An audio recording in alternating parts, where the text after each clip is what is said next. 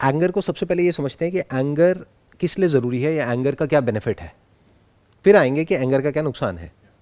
Anger से हमको क्या मिलता है, and this is scientifically proven, ऐसी बहुत सारी स्टडीज़ हैं, रिसर्चेस हैं, जिसके अकॉर्डिंग ये निकल करके आया है साइंटिफिकली कि एंगर की वजह से हमारे अंदर ऑप्टिमिज्म आता है, जोश जिसको हम बोलते हैं, वो क्या है अगर एंगर नहीं है तो। ट्रू। बिना किसी प्रॉब्लम के क्या आपके अंदर जोश आ सकता है? जब लाइफ में कोई प्रॉब्लम होती है तभी तो गुस्सा आता है, उस गुस्से को आप जोश भी बोल सकते हो, एक्साइटमेंट भी बोल सकते हो, ऑप्टिमिज्म भी बोल सकते हो। दैट इज एंगर जो कि बाहर निकल रहा है।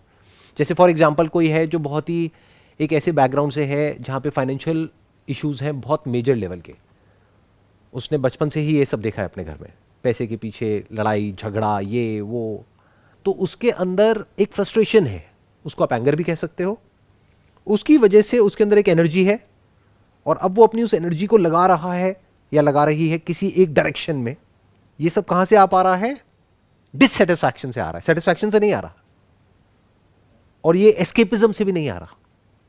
एस्केपिज्म होता है कि इग्नोर कर दिया, घर में फाइनेंशियल प्रॉब्लम्स है, बहुत बुरा हाल है, लेकिन उसने कहा कि अब इसका सोल्यूशन क्या निकालना है, मेरे बस की तो नहीं है, तो अपने दोस्तों के साथ में गया, 2-4 बोतल पी और आ करके घर पे पड़ गया। घर वाले अब जूते मारे पीटे जो मर्जी करें, उसको कोई फर्क नहीं पड़ता है। तो ये क्या हो गया? एस्केपिज्म। बट एंगर मतलब क्या है कि उसको क्लियरली समझ आ रहा है कि मेरी लाइफ में क्या प्रॉब्लम है और मुझे उसको सोल्यूशन निकालना है। यहां से एक कमाल की एनर्जी मिलती है।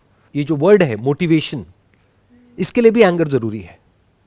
मोटिवेशन का मतलब क्या हुआ? There has to be a motive. Motive for what?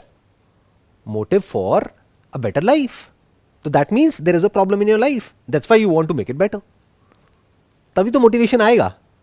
अगर आपकी लाइफ परफेक्ट है तो मोटिवेशन कहां से आएगा कुछ भी करने का? You want to change something, you want to make something better, you want to share something, you want to solve a problem. वहां से पैशन पैदा होता है, वहां से एंगर पैदा होता है। तो एंगर वो नहीं है जिसको हम समझते हैं, वो एक बहुत ही नैरो अप्रोच है एंगर को देखने की। हम क्या समझते हैं? एंगर मतलब गुस्सा, गुस्सा मतलब बुरा।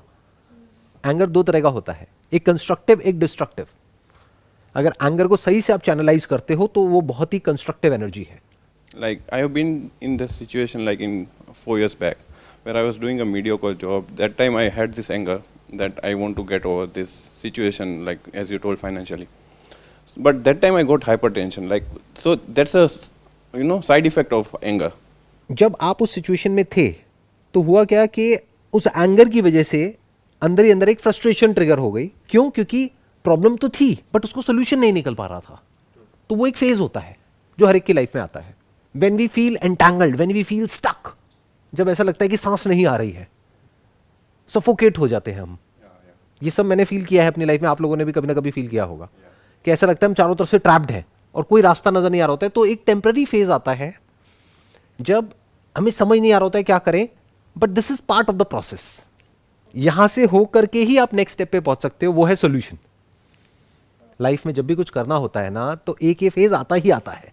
इस फेज में इंसान के पास में 2 ऑप्शंस होते हैं। एक ये कि वो बड़ी एक पेनफुल स्टेट है, सफोकेटिंग लग रहा है, तो जहां से भी थोड़ी सी भी हवा आ रही है वो ले लो। ऐसा है जैसे सांस नहीं आ रही तो जहां से भी आ रही है वहां से ले लो। इंटरनेट पे टाइम पास करने लग जाओ, दोस्तों के साथ में जाकर के टाइम पास करने लग जाओ, मतलब कि वहां से ध्यान ही हटा लो, जो आपकी प्रॉब्लम है वहां से ध्यान हटा लो। That is called escapism.